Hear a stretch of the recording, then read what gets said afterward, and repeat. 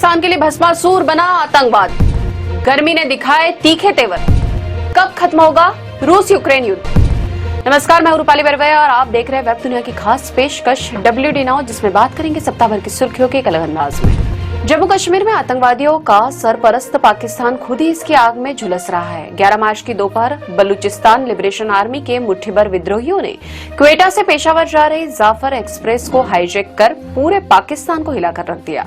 आश्चर्य की बात तो यह है कि इस ट्रेन में ही 100 के लगभग पाकिस्तानी सैनिक सवार थे। बावजूद इसके BLA ने ओसीपुर के बोलन दर्रे इलाके में पटरी पर धमाका कर पूरी ट्रेन को अपने कब्जे में ले लिया। इस मामले में पाक सेना और BLA के अपने अपने दावे हैं। सेना के लेफ्टिनेंट जनरल शरीफ का कहना है कि 26 बंधकों की मौत हुई है, जबकि 33 BLA के विद्रोहियों को मार गिराया गया है। जबकि BLA ने पाक सेना के दावे को उलट कहा है। उसने समय सीमा खत्म होने के बाद 214 बंधकों की हत्या कर दी और उसके 12 लड़ाके मारे गए हैं। इस पूरे मामले में पाकिस्तानी सेना के ऑपरेशन पर भी सवाल उठे। कुछ प्रत्यक्षदर्शियों ने दावा किया कि पाकिस्तानी सैनिकों की गोलियां ही खत्म हो गई थी, उन्हें BLA के समक्ष सरेंडर करना पड़ा था। जाफर एक्सप्रेस के चालक ने बताया कि किस तरह विद्रोहियों ने ट्रेन के इंजन के नीचे विस्फोटक लगाया, जिससे बोगियां पटरी से उतर गई और जैसे ही ट्रेन रुकी BLA ने हमला कर दिया। इस पूरे मामले में पाकिस्तानी खुफिया विभाग की नाकामी भी नजर आई। बताया जा रहा है कि पहले BLA ने अफवाह फैलाई थी कि वह क्वेटा स्टेशन पर कुछ बड़ा करने वाले हैं, लेकिन बाद में उन्होंने क्वेटा से करीब 150 किलोमीटर दूर बोलान इलाके की सुरंग को चुना। पाकिस्तानी सेना ने भले ही कहा है कि ऑपरेशन खत्म हो चुका है, लेकिन BLA ने कहा कि जंग अभी जारी है। पाकिस्तान के लिए यह खतरे का संकेत है। दूसरी ओर पाकिस्तान ने अपनी नाकामी छिपाने के लिए इस पूरे मामले का दोष भारत पर मढ़ा है, लेकिन भारत ने पाकिस्तान द्वारा लगाए गए आरोपों को आधारहीन करार दिया और कहा कि इस्लामाबाद को अपनी विफलताओं के लिए दूसरों पर दोष मढ़ने से पहले अपने गिरेबान में झांकना चाहिए। भारत ने यह भी कहा कि पूरी दुनिया जानती है कि वैश्विक आतंकवाद का केंद्र कहाँ है। उधर संयुक्त राष्ट्र महासभा में भी भारत ने जम्मू कश्मीर के अनुचित जिक्र के लिए पाकिस्तान की धुलाई कर दी। संयुक्त राष्ट्र में भारत के स्थायी प्रतिनिधि राजदूत P हरीश ने international day to combat Islamophobia पर महासभा की एक अनौपचारिक बैठक में कहा कि पाकिस्तान के पूर्व विदेश सचिव ने केंद्र शासित प्रदेश जम्मू और कश्मीर का अनुचित संदर्भ दिया है। उन्होंने कहा कि पाकिस्तान की ओर से बार बार उल्लेख किए जाने से न तो उसके दावे वेद हो जाते हैं और न ही सीमा पर आतंकवाद की उसकी गतिविधियां न्याय संगत। हरीश ने पाक को निशाने पर लेते हुए कहा कि उस देश की कट्टरपंथी मानसिकता और कट्टरता का इतिहास सर्वविदित है। इस तरह के प्रयासों से यह वास्तविकता नहीं बदलेगी कि जम्मू कश्मीर भारत का अभिन्न अंग था, है और हमेशा रहेगा। बसंत के मौसम की अभी विदाई भी नहीं हुई है, लेकिन गर्मी ने अपने तेवर दिखाना शुरू कर दिए है। राजस्थान, महाराष्ट्र, दिल्ली, पंजाब, हरियाणा, गुजरात, छत्तीसगढ़, ओडिशा, बिहार आदि राज्यों में गर्मी ने अपना डेरा डाल दिया है। राष्ट्रीय राजधानी दिल्ली में शुक्रवार को इस साल का सबसे गर्म दिन दर्ज किया गया। अब तक का और अधिकतम तापमान 36.2 डिग्री सेल्सियस दर्ज किया गया, जो सामान्य से 7.3 डिग्री अधिक था।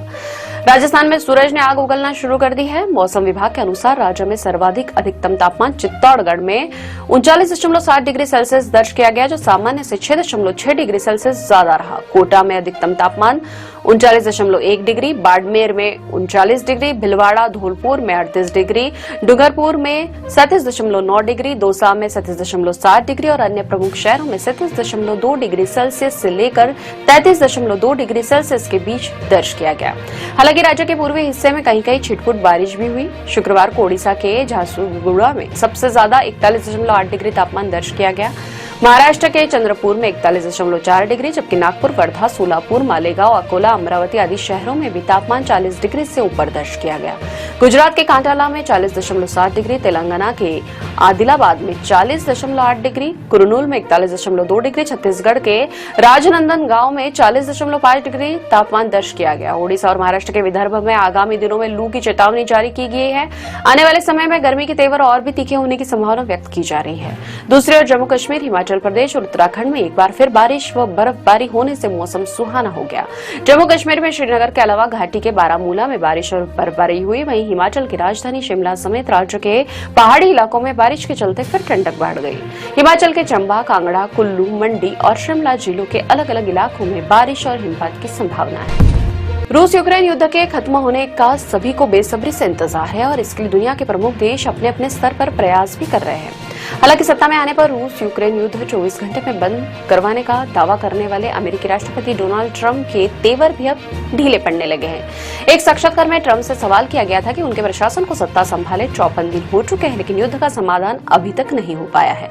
ट्रंप ने कहा कि जब मैंने यह कहा था तो मैं थोड़ा व्यंग्यात्मक था। मेरा मतलब यह था कि मैं इस युद्ध को समाप्त कराना चाहता और मुझे लगता है कि मैं सफल हो जाऊंगा। और इस साक्षात्कार के दौरान ट्रंप ने कहा कि यदि पुतिन नहीं मानते हैं तो यह दुनिया के लिए बुरी खबर होगी, क्योंकि बहुत सारे लोग मारे जा रहे हैं, लेकिन मुझे लगता है कि वो मान जाएंगे। मैं उन्हें अच्छी तरह से जानता हूं और मेरा विश्वास है कि वो सहमत होंगे। इस बीच रूस ने दावा किया कि उसके सैनिकों ने बड़ी संख्या में यूक्रेन के सैनिकों को घेर लिया है। साथ ही रूस ने यह भी कहा कि यदि वे सरेंडर करते हैं तो उनकी जान बख्श दी जाएगी। राष्ट्रपति पुतिन भी युद्ध खत्म करने पर सहमत होते दिखाई दे रहे हैं। उन्होंने यूक्रेन और रूस के बीच लड़ाई खत्म करने के लिए नेक मिशन के लिए अमेरिकी राष्ट्रपति डोनाल्ड ट्रंप और प्रधानमंत्री नरेंद्र मोदी सहित विश्व भर के नेताओं को धन्यवाद दिया है। उन्होंने कहा कि कई राष्ट्राध्यक्ष, चीन के राष्ट्रपति, भारत के प्रधानमंत्री, ब्राजील और दक्षिणी अफ्रीका गणराज्य के राष्ट्रपति इस मुद्दे से निपटने में अपना मूल्यवान समय लगा रहे हैं। हम उन सभी के लिए आभारी हैं। रूस ने 30 दिन के युद्ध विराम पर भी सहमति जताई है। साथ ही दावा किया है कि उसने सीमावर्ती कुर्स्क क्षेत्र के सबसे बड़े शहर सज्जू को फिर से अपने अधिकार में ले लिया है। यूरोपीय संघ ने भी रूस के साथ 30 दिन के युद्ध विराम के लिए तैयार होने के यूक्रेन के फैसले का स्वागत किया है। रूस यूक्रेन के युद्ध के बीच एक रिपोर्ट भी सामने आई जिसमें कहा गया है कि यूक्रेन 2020 से 24 के दौरान प्रमुख हथियारों का दुनिया का सबसे बड़ा आयातक रहा। इसमें कोई संदेह नहीं कि यदि रूस यूक्रेन युद्ध रुकता है तो यह न सिर्फ इन दोनों देशों के लिए बल्कि पूरी दुनिया के लिए हित में होगा। अब खबरें संक्षेप में। छिटपुट हिंसा के बीच देश भर में धूमधाम से मना रंगों का पर्व होली। भाषा विवाद में कूदे आंध्र प्रदेश के डिप्टी सीएम पवन कल्याण। कहा, भारत को एक या दो नहीं बल्कि कई भाषाओं की जरूरत। तमिलनाडु के नेताओं पर लगाया हिंदी के नाम पर पाखंड का आरोप। केंद्रीय गृह मंत्री अमित शाह का आरोप, कांग्रेस ने असम में शांति कायम नहीं होने दी, प्रधानमंत्री मोदी ने इसे बहाल किया। कहा, पिछले 10 वर्षों के दौरान असम में 10,000 से अधिक युवा हथियार डालकर मुख्य धारा में शामिल हुए। G7 ने अपने ताइवान से संबंधित बयान से एक चीन नीति का उल्लेख हटाया। चीन ने इसकी कड़ी निंदा की और इसे अपनी संप्रभुता के लिए खतरा बताया। मिशन क्रू 10 ने ISS के लिए भरी उड़ान, जल्द धरती पर लौट सकती है। 9 माह से अंतरिक्ष स्टेशन पर फंसी सुनीता विलियम्स। बिहार में अररिया के बाद मुंगेर में भी एसआई की हत्या, पुलिस ने 4 आरोपियों को किया गिरफ्तार। मुख्य आरोपी को एनकाउंटर में मारी गई। ये थी वेब दुनिया की खास पेशकश। WD नाउ अगले सप्ताह की सुर्खियों के साथ फिर हाजिर हूँ। नमस्कार।